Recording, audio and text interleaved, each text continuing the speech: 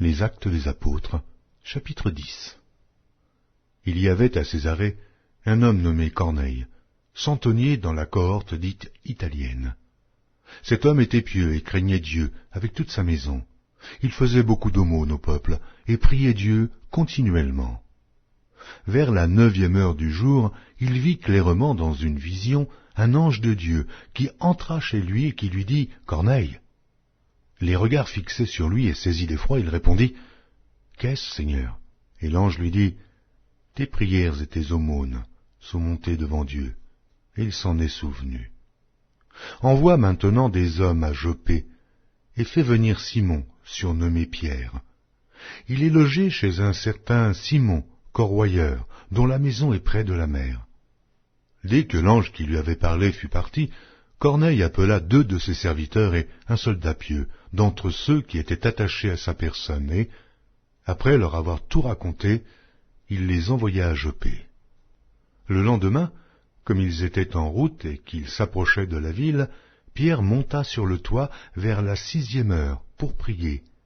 Il eut faim et il voulut manger. Pendant qu'on lui préparait à manger, il tomba en extase.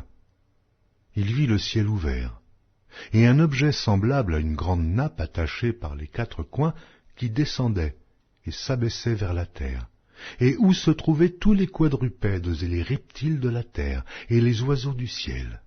Et une voix lui dit « Lève-toi, Pierre, tue et mange. » Mais Pierre dit « Non, Seigneur, car je n'ai jamais rien mangé de souillé ni d'impur. » Et pour la 2e fois, la voix se fit encore entendre à lui. « Ce que Dieu a déclaré pur, ne le regarde pas comme souillé. » Cela arriva jusqu'à 3 fois, et aussitôt après, l'objet fut retiré du ciel. Tandis que Pierre ne savait en lui-même que penser du sens de la vision qu'il avait eue, voici, les hommes envoyés par Corneille, s'étant informés de la maison de Simon, se présentèrent à la porte et demandèrent à haute voix si c'était là que logeait Simon, surnommé Pierre. Et comme Pierre était à réfléchir sur la vision, l'Esprit lui dit, « Voici, 3 hommes te demandent, lève-toi, descends, et pars avec eux sans hésiter, car c'est moi qui les ai envoyés. » Pierre donc descendit, et il dit à ces hommes, « Voici, je suis celui que vous cherchez. Quel est le motif qui vous amène ?» Ils répondirent, « Corneille, centenier, homme juste et craignant Dieu, et de qui toute la nation des Juifs rend un bon témoignage, a été divinement averti par un saint ange de te faire venir dans sa maison et d'entendre tes paroles. » Pierre donc les fit entrer et les logea. Le lendemain, il se leva et partit avec eux. Quelques-uns des frères de Joppé l'accompagnèrent. Ils arrivèrent à Césarée le jour suivant. Corneille les attendait et avait invité ses parents et ses amis intimes. Lorsque Pierre entra, Corneille, qui était allé au-devant de lui, tomba à ses pieds et se prosterna. Mais Pierre le releva en disant « Lève-toi, moi aussi je suis un homme. » Et conversant avec lui, il entra et trouva beaucoup de personnes réunies. « Vous savez, leur dit-il, qu'il est défendu à un juif de se lier avec un étranger ou d'entrer chez lui. Mais Dieu m'a appris à ne regarder aucun homme comme souillé et impur. C'est pourquoi je n'ai pas eu d'objection à venir, puisque vous m'avez appelé. Je vous demande donc, pour quel motif vous m'avez envoyé chercher. » Corneille dit, « Il y a 4 jours, à cette heure-ci, je priais dans ma maison à la 9e heure, et voici, un homme vêtu d'un habit éclatant se présenta devant moi et dit, « Corneille, ta prière a été exaucée, et Dieu s'est souvenu de tes aumônes. Envoie donc à Joppé et fais venir Simon, surnommé Pierre. Il est logé dans la maison de Simon, corroyeur, près de la mer. Aussitôt j'ai envoyé vers toi, et tu as bien fait de venir. Maintenant donc, nous sommes tous devant Dieu, pour entendre tout ce que le Seigneur t'a ordonné de nous dire. » Alors Pierre, ouvrant la bouche, dit, « En vérité, je reconnais que Dieu ne fait point acception de personne, mais qu'en toute nation, celui qui le craint et qui pratique la justice lui est agréable. Il a envoyé la parole aux fils d'Israël en leur annonçant la paix par Jésus-Christ, qui est le Seigneur de tous. Vous savez ce qui est arrivé dans toute la Judée, Après avoir commencé en Galilée, à la suite du baptême que Jean a prêché, vous savez comment Dieu a oint du Saint-Esprit et de force Jésus de Nazareth, qui allait de lieu en lieu, faisant du bien et guérissant tous ceux qui étaient sous l'empire du diable, car Dieu était avec lui. Nous sommes témoins de tout ce qu'il a fait dans le pays des Juifs et à Jérusalem. Ils l'ont tué, en le pendant au bois. Dieu l'a ressuscité au 3e jour, et il a permis qu'il apparût, non à tout le peuple, mais aux témoins choisis d'avance par Dieu, à nous qui avons mangé et bu avec lui après qu'il fut ressuscité des morts. Et Jésus nous a ordonné de prêcher au peuple et d'attester que c'est lui qui a été établi par Dieu, juge des vivants et des morts. Tous les prophètes rendent de lui le témoignage que quiconque croit en lui reçoit par son nom le pardon des péchés. Comme Pierre prononçait encore ces mots, le Saint-Esprit descendit sur tous ceux qui écoutaient la parole. Tous les fidèles circoncis qui étaient venus avec Pierre furent étonnés de ce que le don du Saint-Esprit était aussi répandu sur les païens, car ils les entendaient parler en langue et glorifier Dieu. Alors Pierre dit, « Peut-on refuser l'eau du baptême à ceux qui ont reçu le Saint-Esprit aussi bien que nous ?» Et il ordonna qu'ils fussent baptisés au nom du Seigneur, sur quoi ils le prièrent de rester quelques jours auprès d'eux. Les Actes des Apôtres, chapitre 11. Les apôtres et les frères qui étaient dans la Judée apprirent que les païens avaient aussi reçu la parole de Dieu.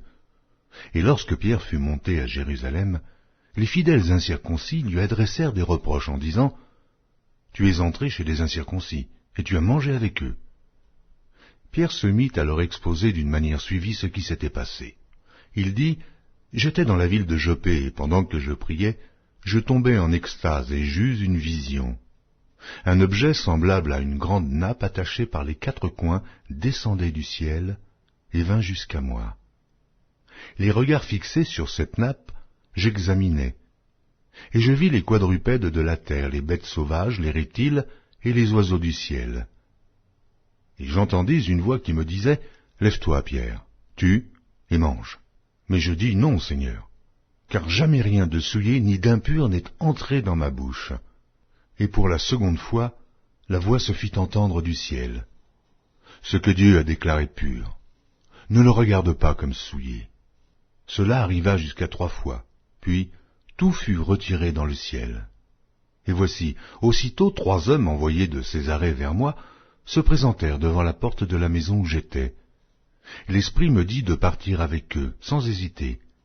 Les 6 hommes que voici m'accompagnèrent, et nous entrâmes dans la maison de Corneille. Cet homme nous raconta comment il avait vu dans sa maison l'ange se présentant à lui et disant « Envoie à Jopé et fais venir Simon, surnommé Pierre, qui te dira des choses par lesquelles tu seras sauvé, toi et toute ta maison. » Lorsque je me fus mis à parler, le Saint-Esprit descendit sur eux, comme sur nous au commencement. Et je me souvins de cette parole du Seigneur. Jean a baptisé d'eau, mais vous serez baptisés du Saint-Esprit. Or, puisque Dieu leur a accordé le même don qu'à nous, qui avons cru au Seigneur Jésus-Christ, pouvais-je, moi, m'opposer à Dieu? Après avoir entendu cela, ils se calmèrent et ils glorifièrent Dieu en disant « Dieu a donc accordé la repentance aussi aux païens afin qu'ils aient la vie ?» Ceux qui avaient été dispersés par la persécution survenue à l'occasion d'Étienne allèrent jusqu'en Phénicie, dans l'île de Chypre, et à Antioche, annonçant la parole seulement aux Juifs. Il y eut cependant parmi eux quelques hommes de Chypre et de Cyrène qui, étant venus à Antioche, s'adressèrent aussi aux Grecs et leur annoncèrent la bonne nouvelle du Seigneur Jésus. La main du Seigneur était avec eux, et un grand nombre de personnes crurent et se convertirent au Seigneur. Le bruit en parvint aux oreilles des membres de l'église de Jérusalem, et ils envoyèrent Barnabas jusqu'à Antioche. Lorsqu'il fut arrivé, et qu'il eut vu la grâce de Dieu, il s'en réjouit, et il les exhorta tous à rester d'un cœur ferme, attachés au Seigneur. Car c'était un homme de bien, plein d'Esprit Saint et de foi, et une foule assez nombreuse se joignit au Seigneur. Barnabas se rendit ensuite à Tarse pour chercher Saul, et, l'ayant trouvé, il l'amena à Antioche. Pendant toute une année, ils se réunirent aux assemblées de l'Église, et ils enseignèrent beaucoup de personnes. Ce fut à Antioche que, pour la première fois, les disciples furent appelés chrétiens. En ce temps-là, des prophètes descendirent de Jérusalem à Antioche. L'un d'eux, nommé Agabus, se leva et annonça par l'Esprit qu'il y aurait une grande famine sur toute la terre.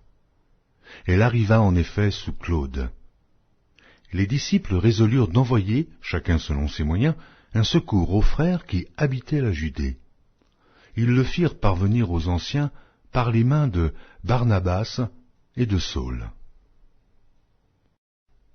Les Actes des Apôtres, chapitre 12. Vers le même temps, le roi Hérode se mit à maltraiter quelques membres de l'Église, et il fit mourir par l'épée Jacques, frère de Jean. Voyant que cela était agréable aux Juifs, il fit encore arrêter Pierre. C'était pendant les jours des pains sans levain. Après l'avoir saisi et jeté en prison, il le mit sous la garde de 4 escouades de 4 soldats chacune, avec l'intention de le faire comparaître devant le peuple après la Pâque. Pierre donc était gardé dans la prison, et l'Église ne cessait d'adresser pour lui des prières à Dieu. La nuit qui précéda le jour où Hérode allait le faire comparaître, Pierre, lié de 2 chaînes, dormait entre 2 soldats, et des sentinelles devant la porte gardaient la prison. Et voici, un ange du Seigneur survint, et une lumière brilla dans la prison. L'ange réveilla Pierre en le frappant au côté et en disant « Lève-toi promptement ». Les chaînes tombèrent de ses mains. Et l'ange lui dit « Mets ta ceinture et tes sandales ». Et il fit ainsi. L'ange lui dit encore « Enveloppe-toi de ton manteau et suis-moi ». Pierre sortit et le suivit, ne sachant pas que ce qui se faisait par l'ange fut réel, et s'imaginant avoir une vision. Lorsqu'ils eurent passé la première garde, puis la seconde, ils arrivèrent à la porte de fer qui mène à la ville, et qui s'ouvrit d'elle-même devant eux. Ils sortirent et s'avancèrent dans une rue. Aussitôt, l'ange quitta Pierre.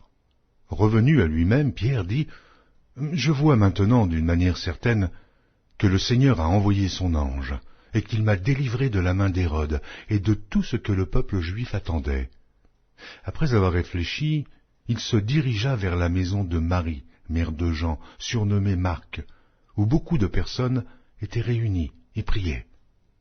Il frappa à la porte du vestibule et une servante nommée Rhode s'approcha pour écouter. Elle reconnut la voix de Pierre et, dans sa joie, au lieu d'ouvrir, elle courut annoncer que Pierre était devant la porte. Ils lui dirent « Tu es folle », mais elle affirma que la chose était ainsi. Et ils dirent « C'est son ange ». Cependant Pierre continuait à frapper. Ils ouvrirent et furent étonnés de le voir. Pierre, leur ayant de la main fait signe de se taire, leur raconta comment le Seigneur l'avait tiré de la prison, et il dit « Annoncez-le à Jacques et aux frères ». Puis il sortit et s'en alla dans un autre lieu. Quand il fit jour, les soldats furent dans une grande agitation pour savoir ce que Pierre était devenu. Hérode, s'étant mis à sa recherche et ne l'ayant pas trouvé, interrogea les gardes et donna l'ordre de les mener au supplice. Ensuite, il descendit de la Judée à Césarée pour y séjourner. Hérode avait des dispositions hostiles à l'égard des Tyriens et des Sidoniens, mais ils vinrent le trouver d'un commun accord, et, après avoir gagné Blaste, son chambellan, ils sollicitèrent la paix parce que leur pays tirait sa subsistance de celui du roi. À un jour fixé, Hérode, revêtu de ses habits royaux et assis sur son trône, les harangua publiquement, et le peuple s'écria « Voix d'un Dieu et non d'un homme ». Au même instant, un ange du Seigneur le frappa, parce qu'il n'avait pas donné gloire à Dieu, et il expira, rongé de vers. Cependant la parole de Dieu se répandait de plus en plus, et le nombre des disciples augmentait. Barnabas et Saul, après s'être acquittés de leur message, s'en retournèrent de Jérusalem, emmenant avec eux Jean, surnommé Marc. Matthieu, chapitre 13. Ce même jour, Jésus sortit de la maison et s'assit au bord de la mer. Une grande foule s'étant assemblée auprès de lui, il monta dans une barque et il s'assit. Toute la foule se tenait sur le rivage. Il leur parla en paraboles sur beaucoup de choses et il dit « Un semeur sortit pour semer. Comme il semait, Une partie de la semence tomba le long du chemin. Les oiseaux vinrent et la mangèrent. Une autre partie tomba dans les endroits pierreux, où elle n'avait pas beaucoup de terre. Elle leva aussitôt parce qu'elle ne trouva pas un sol profond. Mais, quand le soleil parut, elle fut brûlée et sécha, faute de racines. Une autre partie tomba parmi les épines, et les épines montèrent et l'étouffèrent. Une autre partie tomba dans la bonne terre. Elle donna du fruit, un grain 100, un autre 60, un autre 30. Que celui qui a des oreilles pour entendre, entende. Les disciples s'approchèrent et lui dirent, « Pourquoi leur parles-tu en parabole ?» Jésus leur répondit, « Parce qu'il vous a été donné de connaître les mystères du royaume des cieux, et que cela ne leur a pas été donné. Car on donnera à celui qui a, et il sera dans l'abondance. Mais à celui qui n'a pas, on ôtera même ce qu'il a. C'est pourquoi je leur parle en parabole, parce qu'en voyant, ils ne voient point, et qu'en entendant, ils n'entendent ni ne comprennent. Et pour eux s'accomplit cette prophétie d'Ésaïe, vous entendrez de vos oreilles, et vous ne comprendrez point. Vous regarderez de vos yeux, et vous ne verrez point. Car le cœur de ce peuple est devenu insensible. Ils ont endurci leurs oreilles, et ils ont fermé leurs yeux, de peur qu'ils ne voient de leurs yeux, qu'ils n'entendent de leurs oreilles, qu'ils ne comprennent de leur cœur, qu'ils ne se convertissent, et que je ne les guérisse. Mais heureux sont vos yeux, parce qu'ils voient, et vos oreilles, parce qu'elles entendent. Je vous le dis en vérité, beaucoup de prophètes et de justes ont désiré voir ce que vous voyez, et ne l'ont pas vu, entendre ce que vous entendez, et ne l'ont pas entendu. Vous donc écoutez ce que signifie la parabole du semeur. Lorsqu'un homme écoute la parole du royaume et ne la comprend pas, le malin vient et enlève ce qui a été semé dans son cœur. Cet homme est celui qui a reçu la semence le long du chemin. Celui qui a reçu la semence dans les endroits pierreux, c'est celui qui entend la parole et la reçoit aussitôt avec joie. Mais il n'a pas de racine en lui-même, il manque de persistance, et dès que survient une tribulation ou une persécution à cause de la parole, il y trouve une occasion de chute. Celui qui a reçu la semence parmi les épines, c'est celui qui entend la parole, mais en qui les soucis du siècle et la séduction des richesses étouffent cette parole et la rendent infructueuse. Celui qui a reçu la semence dans la bonne terre, c'est celui qui entend la parole et la comprend. Il porte du fruit, et un grain en donne 100, un autre 60, et un autre 30. Il leur proposa une autre parabole, et il dit, « Le royaume des cieux est semblable à un homme qui a semé une bonne semence dans son champ, mais, pendant que les gens dormaient, son ennemi vint, sema de l'ivraie parmi le blé, et s'en alla. Lorsque l'herbe eut poussé et donné du fruit, l'ivraie parut aussi. Les serviteurs du maître de la maison vinrent lui dire, « Seigneur, n'as-tu pas semé une bonne semence dans ton champ? D'où vient donc qu'il y ait de l'ivraie ?» Il leur répondit, « C'est un ennemi qui a fait cela. » Et les serviteurs lui dirent, « Veux-tu que nous allions l'arracher ?» « Non, dit-il, de peur qu'en arrachant l'ivraie, vous ne déraciniez en même temps le blé. Laissez croître ensemble l'un et l'autre jusqu'à la moisson, et, à l'époque de la moisson, je dirai au moissonneur, arrachez d'abord l'ivraie, et liez-la en gerbe pour la brûler, puis amassez le blé dans mon grenier. » Il leur proposa une autre parabole, et il dit, « Le royaume des cieux est semblable à un grain de sénévé qu'un homme a pris et semé dans son champ. C'est la plus petite de toutes les semences, mais, quand il a poussé, il est plus grand que les légumes et devient un arbre, de sorte que les oiseaux du ciel viennent habiter dans ses branches. » Il leur dit cette autre parabole. « Le royaume des cieux est semblable à du levain qu'une femme a pris et mis dans 3 mesures de farine jusqu'à ce que la pâte soit toute levée. » Jésus dit à la foule toutes ces choses en parabole, et il ne lui parlait point sans parabole, afin que s'accomplît ce qui avait été annoncé par le prophète.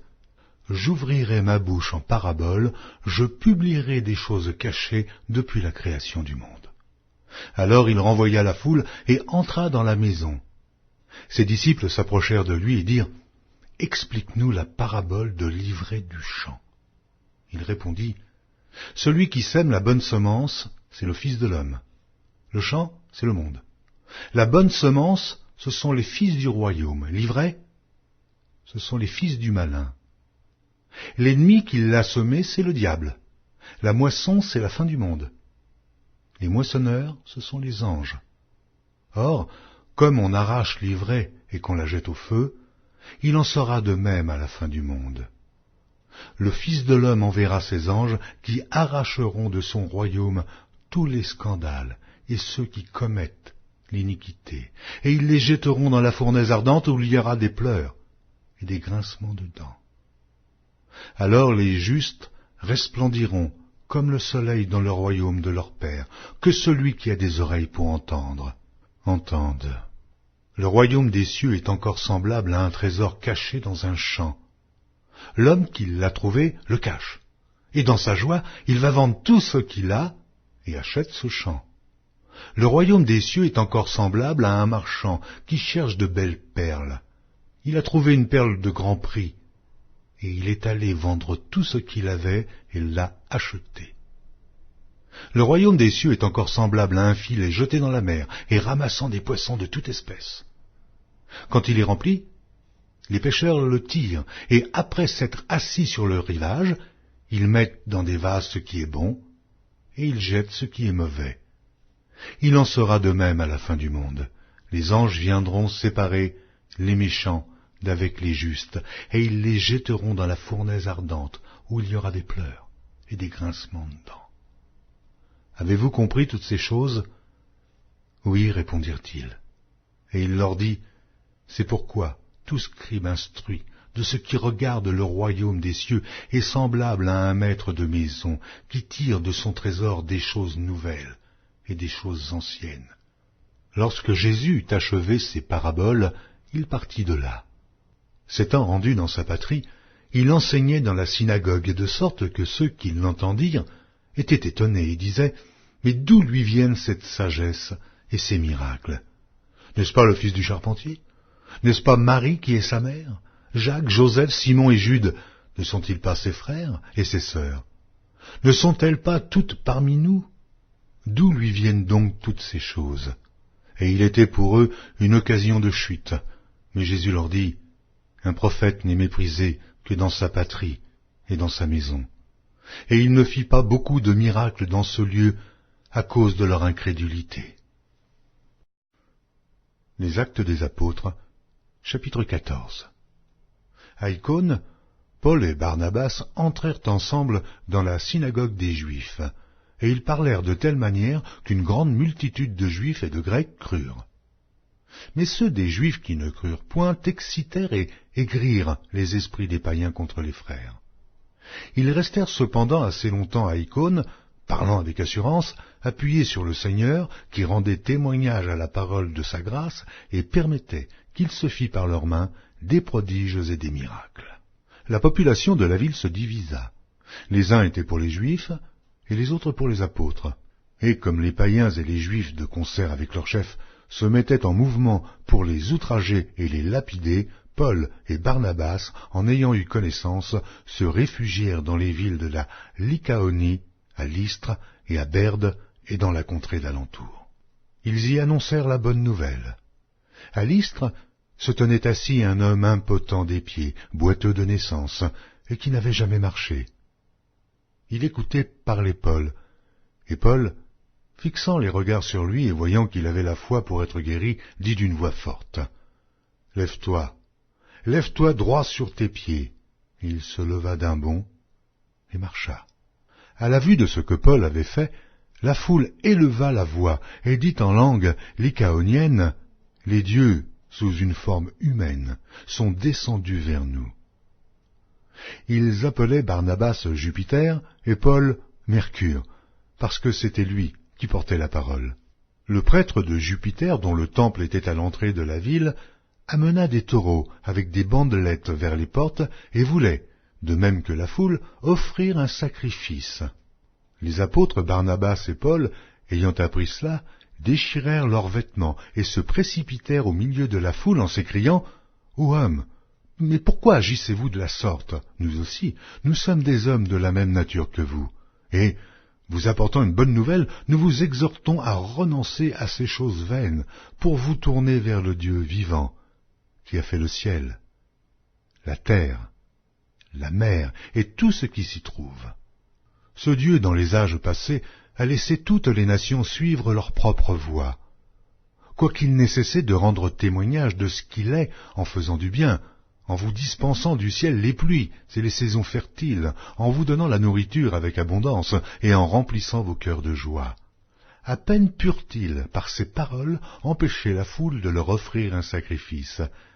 Alors survinrent d'Antioche et d'Icône des Juifs qui gagnèrent la foule et qui, après avoir lapidé Paul, le traînèrent hors de la ville pensant qu'il était mort. Mais les disciples ayant entouré, il se leva et entra dans la ville. Le lendemain, il partit pour Derbe avec Barnabas. Quand ils eurent évangélisé cette ville et fait un certain nombre de disciples, ils retournèrent à Lystre, à Icône et à Antioche, fortifiant l'esprit des disciples, les exhortant à persévérer dans la foi et disant que c'est par beaucoup de tribulations qu'il nous faut entrer dans le royaume de Dieu. Ils firent nommer des anciens dans chaque église, et, après avoir prié et jeûné, ils les recommandèrent au Seigneur, en qui il avait cru. Traversant ensuite la Pisidie, ils vinrent en Pamphylie, annoncèrent la parole à Perge et descendirent à Attalie. De là, ils s'embarquèrent pour Antioche, d'où ils avaient été recommandés à la grâce de Dieu pour l'œuvre qu'ils venaient d'accomplir. Après leur arrivée, ils convoquèrent l'Église et ils racontèrent tout ce que Dieu avait fait avec eux, et comment il avait ouvert aux nations la porte de la foi. Et ils demeurèrent assez longtemps avec les disciples.